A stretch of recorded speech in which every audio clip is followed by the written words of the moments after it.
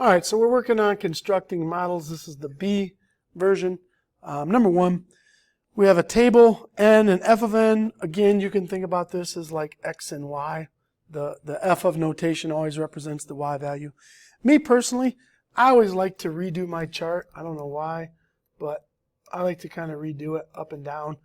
Now, if I was on a time test and, I didn't have time to do this, maybe I wouldn't. But for me, especially when you're first learning, it just seems visually easier for me. So, and by habit, I just put in x and y, but I'm going to go ahead and put in n and f of n. All right, so basically they're saying which of the following defines f? Which equation makes all of these points work? So you could always grab a set of points, like maybe this 2, 1. That's really an ordered pair. It's 2, 1. And you could put the 2 in for n, and you could put the 1 in for f of n and see if it's true. So like part A, I could go, does 1 equal 2 minus 3? Basically this 2 is being plugged in right here. And then this 1, which was f of n, is being plugged in right here. And that's false. 1 equal 2 minus 3, that's false because this is really negative 1 over here. So I know this one doesn't work. An easier way, though, to me is either by trying to find the slope or the y-intercept. So slope is the change in y over the change in x. And so I'm going to see how much the y is changing, and I can do it anywhere I want on the table. It doesn't matter one bit. So for instance, maybe I don't like negative numbers, and I'm going to go right here. That's a change of positive 3. And this is a change of positive 1. So my y is changed by 3. My n's or x's changed by 1. So that means that I know this table's function has a slope of 3. Well, right away, you're the only function that has a slope of 3. So the correct answer is going to be C. Now, I also could have looked at the y-intercept. It'd be a little bit trickier with this table because this table doesn't have 0 in there. But if you can lock in the 0 part, if I can go up one more and figure out on my own what 0 is, if I can get this, then I could also use this y-intercept right here. So if every single time we're doing 3, we're increasing by 3, going backwards, I'm losing 3, losing 3. If I lose another 3, that puts me at negative 5. So that tells me what my y-intercept is. So I could have also used that to get the answer. So either way. All right, looking at number 2. Let's kind of make this a little bit bigger so we can read it easier.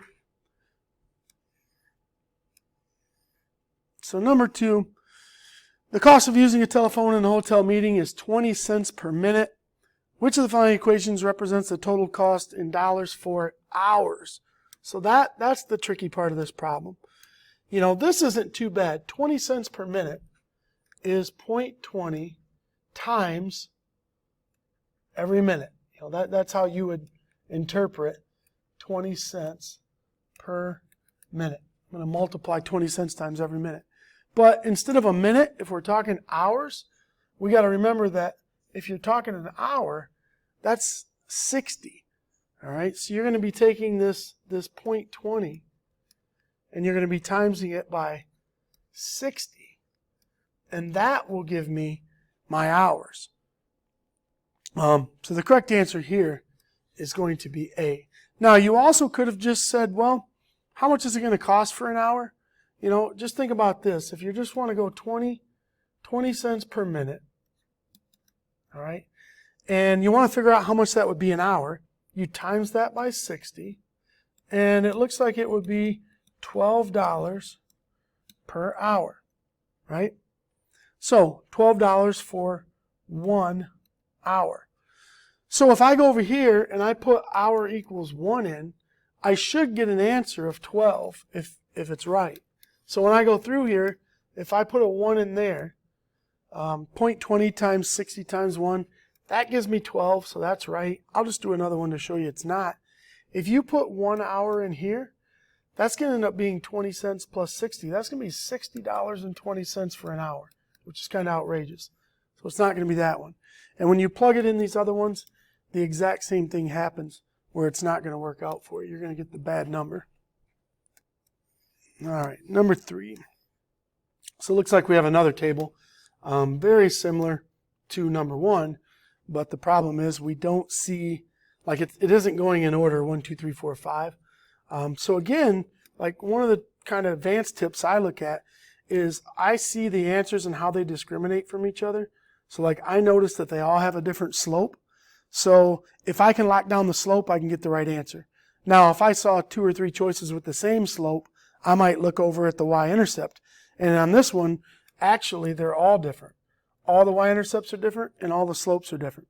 But to me, slope is the easiest to find. So again, I'm going to just do change in y over change in x. The change in y here is 8. Now the slope's not 8 because the change in x was actually 2. So you're changing 8 for every 2 x's, which is really 4 for the slope. So the correct answer here is C. And again, you could always plug and chug. If you take this one and put it in here, this is the only one that will work for every single combination. You know, you'd have to try them all to make sure, but they all work in there. Or at least you got to have 2 of them work, I guess I should say. Moving on down, number 4. This one's a little trickier because it had percentages in there. Ken and Paul each ordered a sandwich at a restaurant. The price of Ken's sandwich was X. So I'm just going to put Ken's sandwich, we don't know. And Paul's sandwich is $1 more. So if you're good with algebra, to show one more than Ken, I would do Ken's price plus 1. That's kind of an advanced move, I guess. And then if they split the cost of the sandwiches evenly, and then each paid a 20% tip, what represents the amount each of them paid? So you could do it with just algebra. Let me just do it with normal numbers first. So I'm going to just kind of make something up. Let's say that Ken's sandwich cost $4, which would make Paul's, since his is 1 more, it would be $5. So together, their bill is 4 plus 5, which is $9. All right, total. Now we got to figure out the 20% tip, and there's no tax, so we don't have to worry about tax. So to find the tip, you have the $9, all right, plus, and now to do the tip, we got to do 20% of 9. So 20.20 times 9. That's how you do the percentage. This part is 20% of 9. So it's going to be 9 plus the tip, which is $1.80. And that comes out to be $10.80. Now that's the total. It says, which of the following expressions represents the amount each of them paid? So I need to divide this by 2. And now I'm going to have $5.40 each. So how I can use this to get the correct answer is, I just arbitrarily chose X to be 4. And I know that the answer for 4 needs to be 540. So what I'm going to do is I'm going to plug 4 into all of those X's until I get 540. You know, so on the first one, 0.2, let me just kind of do this. So if I do 0.2 times $4 added to 0.2, that's going to be $1. So that one can't work. Try the next one. 0.5 times the X I chose plus 0.1. And that is $2.10, I believe. So that's not it. The next one, 1.2 times 4 plus 0.6. So that's $4.80 plus 60 more cents. Bingo. There's our answer. So I know the correct answer here is C. Now, if you really love algebra and you're good at algebra and you don't want to pick your own numbers, how you would do this would be the exact same flow as over here. So when I add these two together, their total price is 2x plus 1. And then I'm going to take 2x plus 1 and I'm going to add to that 20% of 2x plus 1. There's actually an advanced move that I could have just multiplied by 1.20, but I'll show you that in the percent videos. And so we go through, we have 2x plus 1 plus, and I'm going to do a little distributing, 0.4x plus 0.2. And combining like terms, I get 2.4x plus 1.2, which, notice this is a really good wrong answer because you still need to split it evenly between the two people. So there's some really studly kids that chose D and did a lot right, but just forgot that last little piece. All right. Number 5. One of the requirements for becoming a court reporter, 225 words per minute. That's ridiculously fast. So you need to, that's what we need. So we need to be at 225. And Donald can currently type. So this is where Don currently is. He's at 180. And believes that with practice, he can increase his speed 5 words per minute. So 5 per minute. So that's my slope. That's my 5 is going to get multiplied by every minute, assuming M is, or every 5 words per minute each month. All right. So he's going to increase 5 words per minute, but that's per month, really. So every month he gets 5 more words. So which of the following represents the number of words that he believes he'll be able to type M months from now? So this is our starting point, aka our y-intercept, our initial value. So we start at 180, and then we can increase by 5 words multiplied by however many months. Correct answer there is C.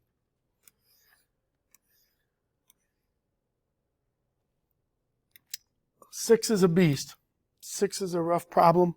I wish I had a faster way than how I'm going to explain it, but this is pretty much the way that I did it. So I'm just kind of lay it out how I know how to do it. Maybe somebody could share with me a faster way. But so you got Alan. He drives right now 100 miles per week. That's how much he travels. His car, so his mileage, his gas mileage, the miles per gallon, his car can get 25 miles per gallon of gas.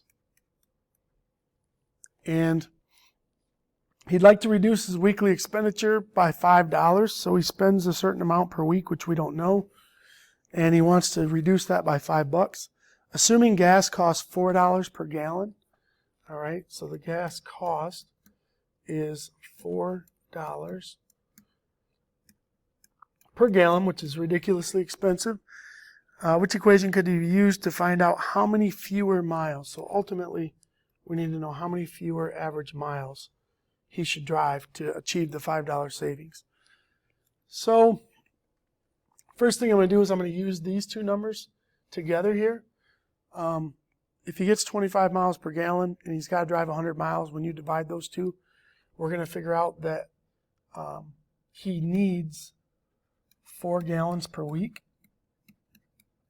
Because 4 gallons times 25 miles per gallon will be the 100 miles. And so right now, he is currently spending at $4 a gallon times 4 gallons. He's spending $16 every single week. All right, so this is now. And he wants to reduce his weekly by $5. So this is kind of what he wants to do. He wants to only spend $11 because that would be $5 reduction. So let's kind of work our way back up this chart. Gas still costs. The cost is still $4. At least that's what they said. Well, if he can only spend $11 for the week and it's $4 per gallon, 11 divided by 4 means that he can only purchase 2.75 gallons. So he used to use 4, now he's using 2.75. And if he's using 2.75 and I take that number and I multiply it by the 25 miles per gallon, because now he's got less gallons, that comes out to be Let me just use my calculator here. 2.75 times 25, 68.75 miles. So here's what he used to drive. This is what he's able to now with less money, buying less gas. So that reduction is, if I do 100, take away 68.75. So he needs to drive that many fewer miles. Whew. So our job's not over yet. Now we need to take this number. This is basically the M that I believe answers the question. And I need to plug it in until it works in the equation. So let's just kind of ballpark this. 25 divided by 4. Actually, I guess since I have a calculator in my hand, I can do it. So this is 6.25 times 31.25. Definitely doesn't come out to be $95. So you're out. Let's just call this 6. So 6 times 31, well, that's not going to equal 5. So you're out. 4/25, 4 divided by 25 is 0.16. If I do 0.16 times 31-ish, well, that's going to be smaller than 31, so it can't be that. I'm getting a little bit nervous here. 0.16 times 31.25. I think this is going to do it. Boom. Comes out to be 5. So the correct answer is D. I know that was a long, roundabout problem. Luckily for you, I've only seen it once or twice out of the numerous tests that I've seen. So it might just be a one-off problem. It's not a bread and butter that you're going to see test after test after test, like some of these other ones. All right, number 7. Downtown Business Association plans to increase its membership. So increase is going to be important. N businesses per year. So we need to increase by N businesses per year. Okay, the number of businesses times each year. There were B businesses to start with, B in the beginning. So this was our start. Started with B, and then we're going to increase N per year. And, oh, but notice it says X is years. So they kind of tripped me up there. That happens a lot. And Y is the total number of businesses. So the total businesses equals what you start with, then you increase it by N per year. So right there, looking like A. They just kind of reversed those two around, but still works. Last problem, number 8. Big old fancy table. And usually, at the end of the day, you just kind of look at the table, you look at the equation you're trying to match up, and a lot of the words don't mean a whole lot. But this does catch my eye right here. They've underlined the word thousands. And it says the relationship between the monthly rental price, R, so this column over here is R, and the purchase price, P,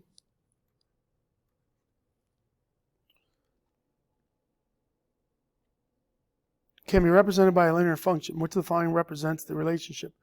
Now the P price they want for these equations, it's in thousands, meaning that we're just going to use 128 for P, or 176, or 70, or 40, or 50. So we're not writing all those other digits. The equation is already built in to factor in the thousands part. So that's one little tricky piece of the problem. Notice they all have different slopes. So I'm going to jump in here and I'm going to use my change in Y, change in X trick. So slope is the change in Y over the change in X. Pick anywhere I want on the chart. I'll just pick right here. So that change is 1310 minus 950.